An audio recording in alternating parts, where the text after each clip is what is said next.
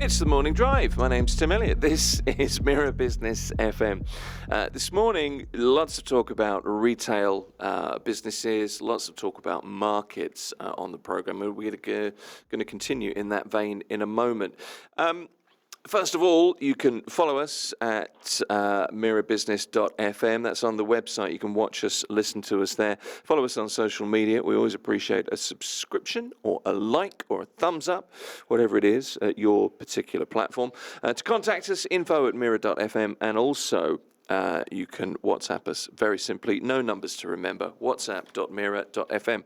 Type that in. The box should come up, assuming you're connected in the right way. Now, the DSF Al Rigga night market is a lot more than just a street fair. It's a high-volume, long-season retail and F&B ecosystem, he says, with 6,000 daily visitors. Now, here to discuss the market, the partnership with the Dubai Shopping Festival, and the success of their business model in generating vital job opportunities and supporting over 100 small and micro enterprises are the organisers. Frel, Jimenez, it's very nice to meet you. Same here. Good to have you here. Us, yeah. You're very welcome. And Marvin, Suavengco, nice to see you too. Good to have you here. Let's start with you two, I guess, to kind of pitch this in the right way. Frel, first of all, your background, because your background is not retail, is it? No, it's not. I am a veterinarian by profession. Okay, So that I didn't expect. yeah, so in the Philippines, I am a veterinarian. Then I came to Dubai and I became an executive producer also for a post-production company. Okay. So basically, yeah, we are doing commercials on the radio and stuff like this. But Okay. it's way far from being an entrepreneur. It is quite a long way away. And Yeah. Marvin, you're not an entrepreneur by, well, I mean, you are by nature now, but you come from Yeah. a very different background. Yeah, I came from sales Okay. executive for high-end appliances for Okay. 13 years. Okay. So now that's why a little bit encouraged to do a business someday. Well, So see, that's what's interesting to me. Where does that encouragement come from? I mean, how did you, you're not a couple, but you are a business couple, of course. Frel, how did you two meet and I'm struggling to put this all together. How did it all happen? Actually, I started doing business as a restaurant owner. Okay. And joining market is one of every restaurant's dream. So we met on a market somewhere back in 2019. So that was the beginning of the friendship and the business relationship Okay. later on. And Marvin, you thought, right, we get on here, we could make this work as a business. What led you to in the direction of the night market? What was the genesis of it? How did it start? actually, that time there's a night market there already. Yeah. But as a Filipino, so the volume of Filipino in that area it's very huge. Yeah. So we see that thing as a potential to have the night market targeting our Community. community. Okay, so it comes from like a community place, Yeah. first of all. Okay. So that's kind of the idea. The market's already there, but you thought, right, there's an opportunity here. I mean, running a night market for 6 months that's a big deal. It's a lot of work. There's a Yes. great deal to think about. What are the biggest? And I'll ask you this, Marvin. I'll ask you the same question as well, Frel. What are the biggest logistical challenges in keeping the market, open, keeping it running smoothly every night? Actually, the night market when you open it in the first 2 or 3 weeks, there will be the challenges will come. That's why we do dry runs. Okay. So when we do dry runs in, I think, 15 days, so we will see how it's the flow, electricity, the logistic of the restaurant owners, and everything. So after that, if everything is well, so it's like autopilot. Okay. So you need to be there just to supervise. Right, so you get to that kind of position after, is it just 2 weeks that it takes, Frel, to get to that? 'Cause Yeah. there must be problems that come up where you think, hold on a Yeah. minute, I didn't expect this. for us, it's not so much of the problem Really? lately, but because we are starting the business right, we have to do all the permit first, all Yep. the required document first, so the business will come smooth. The first few weeks only is for the electric reparations. Is it enough? The electric that we have from DEWA, electric load will be enough. The chairs and tables, just that kind of petty things that we usually face on the first 2 weeks of the market. Okay. So people approach you with ideas, and I guess you reach out into the community for ideas, so that you've got, a mix of food stalls and handicrafts and whatever stalls are there. We'll come to that in a little while. But how does it work when somebody comes to you and says, right, Frel, I've got this idea, I want to get a stall in the market. What's the next step? First, in the DSF Al Rigga night market, we don't allow repeated product. We have this core product policy. Like if someone's selling fried chicken, no one can sell fried chicken. So if you come to me with the concept of what usually we have in there, we will not let you in. So we want unique concept from time to time, not just Filipino concept. We have Mexican, we have Thai food, we have Burmese. So it's a mix of different culture in there, not just the Filipino. Okay. And it's not just food, is it? It's not just food. There are entertainments, and we have play area, we have retails.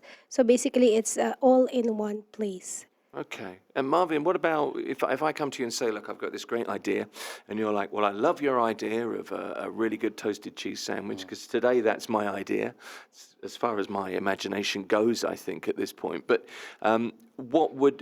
I could set up a stall, assuming I've got, what do I have to do in terms of permits, or what does it cost me to set up a store? Do I have to take a certain number of weeks or nights, or how does that work? Okay, if someone like that to come to you and show you their ideas, as experience for this business, we give them advice and how it will proceed. So once we give them an advice, then they need to decide. They need to prepare the requirements of the market.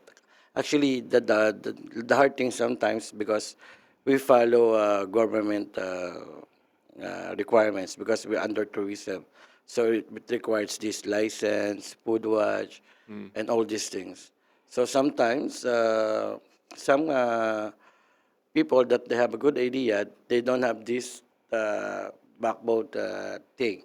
So that is the time our experience will come to them to advise them where to go. They can go to Cloud Kitchen, they can have it this, and they can have it that. So all this idea, it will come to reality to us. Okay, so you're under the Dubai Department of Tourism and Commerce Marketing, so DTCM. But if Frel, if I came to you and said, look, I've got this really great food idea, and it's a really novel idea, you accept it.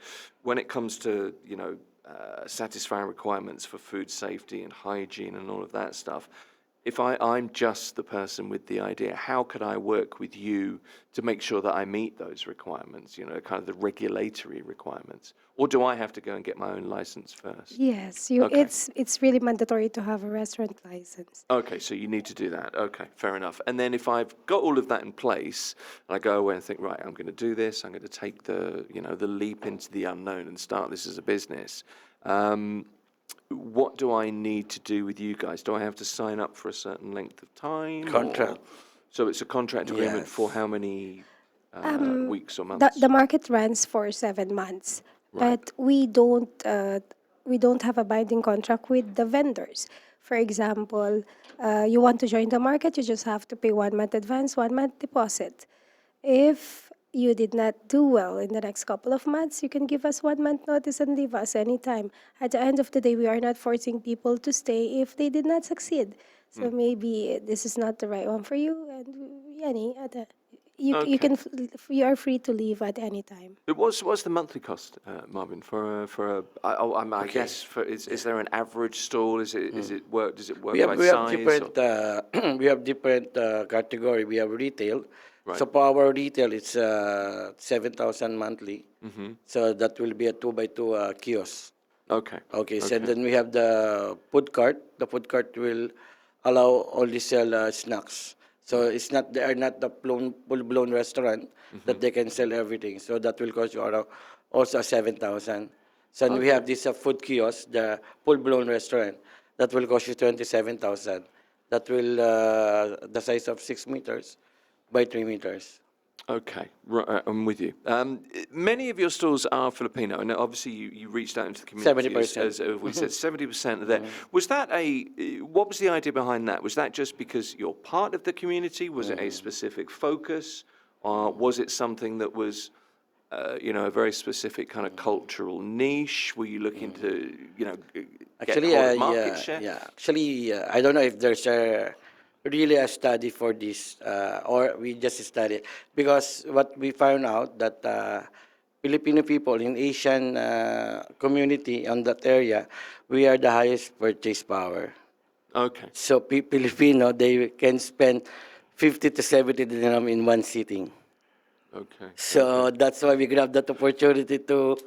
Do you know what I think also? I think maybe, and tell me if I'm wrong with this, in my head, I think of, the Far East, and I'm thinking particularly of Thailand, for example, with the night markets in Thailand, the night markets, I guess, in the Philippines. I think there's kind of a cultural connection there in some ways, that it's it's just a thing you do. It's a thing you do, with family. You would go and eat, and I'm thinking of street food and all of the, I think the smells and the lights and the that crowd and Festive, yeah. they like it.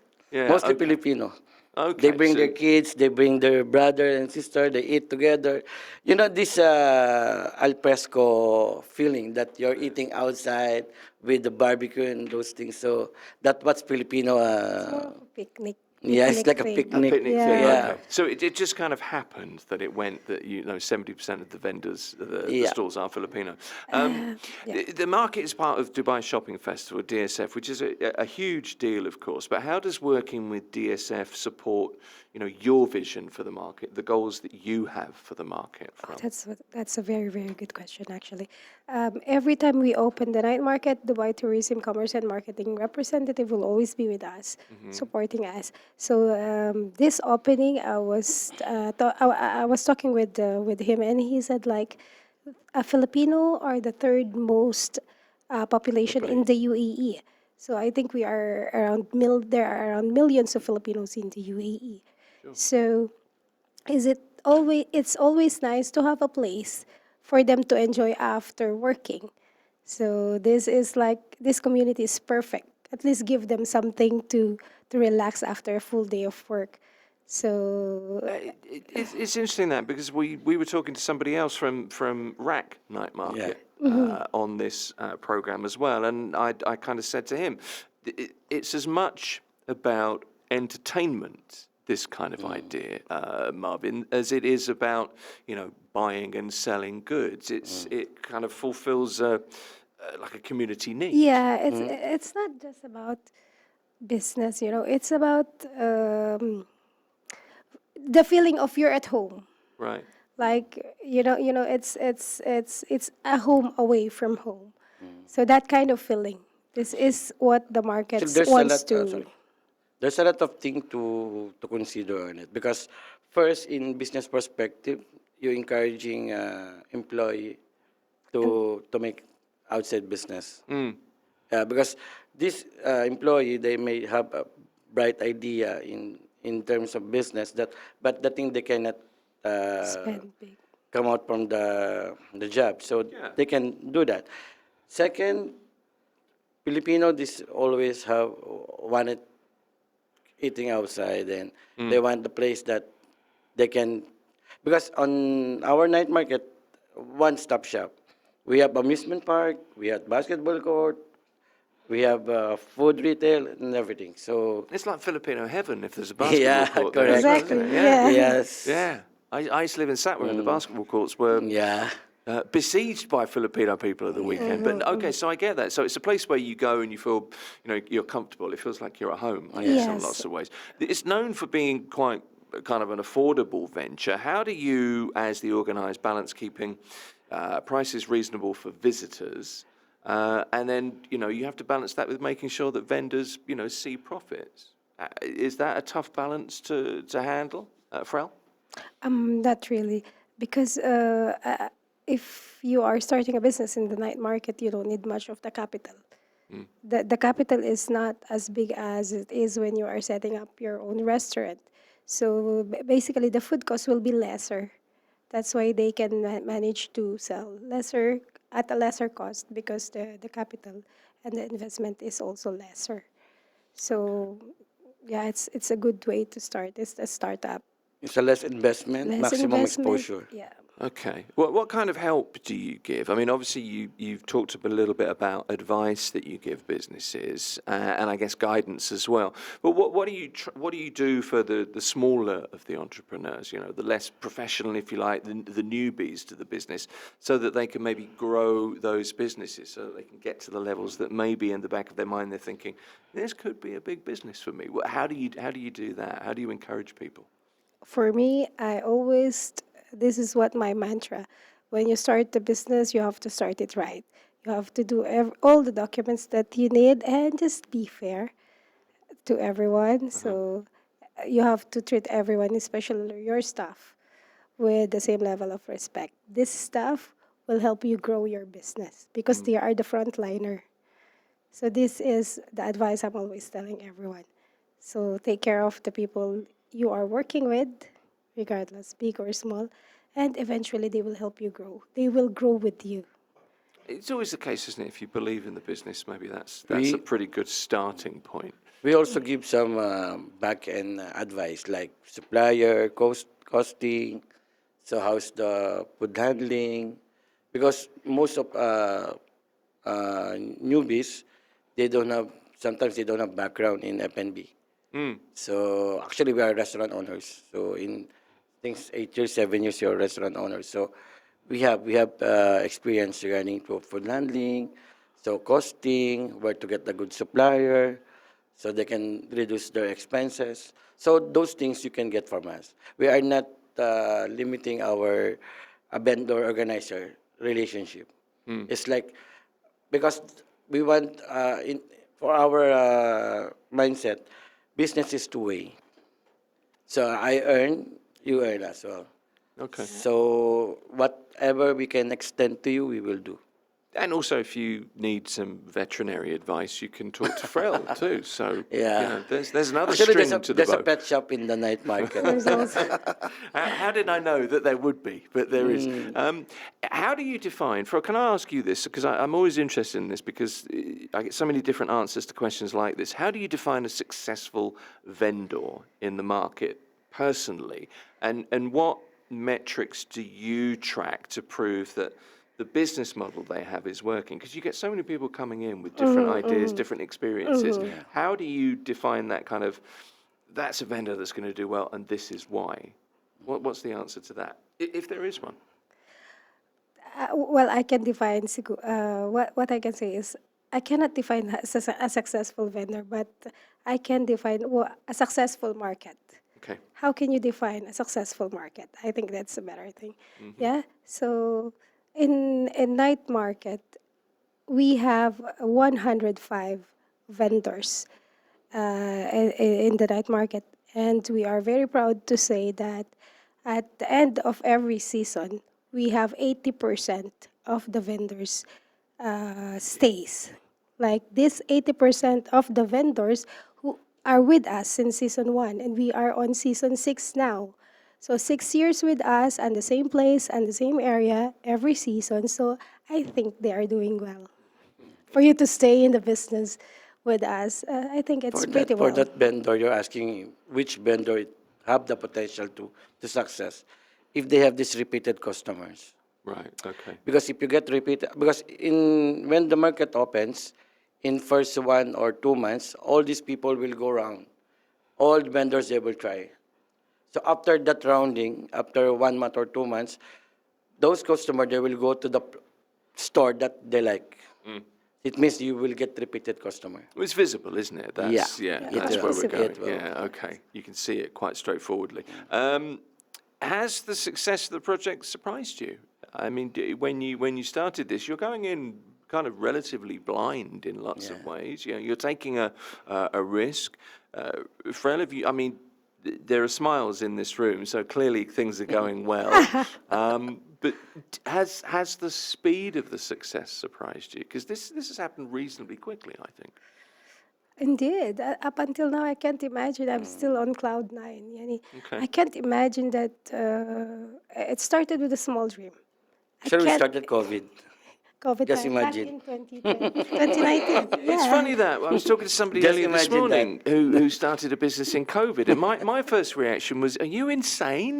What's going on?" But I mean, I suppose in every dip there is an opportunity. So and clearly the other thing I think is quite important to get across here, that this is something that whether they knew it or not, people were looking for and wanted, because it's been received that way, hasn't it? Yeah. 5-6 years, and you get to this point where it's an established, this is the thing you go and do, you go and take part in, you go and see.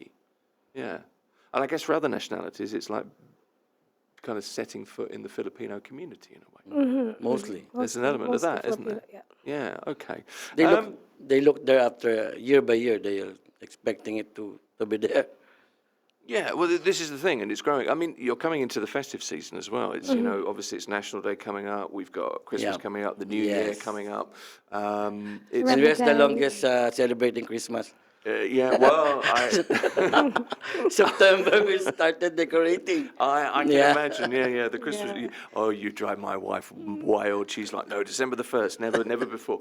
But what plans do you have for like the next few months? Because this is weather-wise busy season. Obviously festive. From a festive point of view, this is busy season. What are you going to be doing? Actually, is there anything that stands out? for this coming National Days, we will bring some artists from the Philippines. Philippines. Okay. So we give our community a celebrity thing. So and after that, when the Christmas is approaching, there's a lot of activities. There's a caroling competition. There will be a Christmas Cigar rolling competition. Caroling, like a Caroling. singing competition Singing for competition. Caroling. I thought- Christmas song. Christmas okay. song. Yeah. Yeah, so like that. Cigar rolling's actually not a bad idea. No. And to top it There's a all, lot. yeah, There's to a top- lot. There's a lot of activities coming, Okay. and before the end of this year. So sort of watch this space. The final question, we're running out of time, unfortunately, but you're also venturing into concert production, aren't you? Who wants to take that question? Frel. This is the first concert that we'll be producing. It will be the first Love Generation concert, which will be on February 7 at the Dubai World Trade Center. So basically, we will be bringing 3 different artists of different genre from the Philippines. So yeah, Michael Pangilinan hopefully. is very well known in the Philippines. Then Julian San Jose is a very famous as well, and Marco Rudio.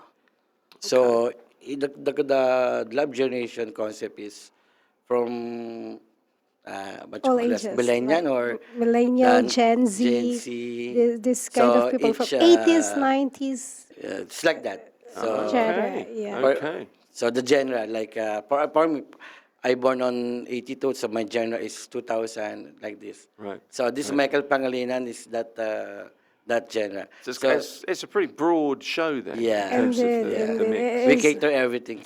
And also, it is one of the most ambitious, I guess. We will be trying this Trade time, Center. because it's hall 7 and 8 in Trade Center, and we are expecting around 6,000 crowd on that day.